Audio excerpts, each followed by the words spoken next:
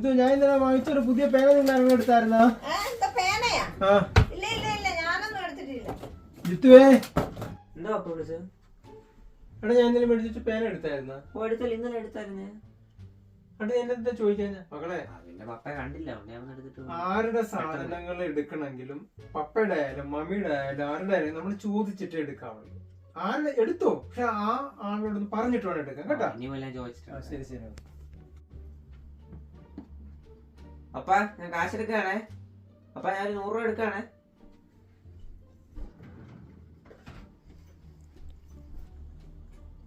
ബിന്ദുവേ, പൈസ കാണുന്നില്ല. നിങ്ങൾ എടുത്തായിരുന്നാ? എടുത്താരെങ്കിലും?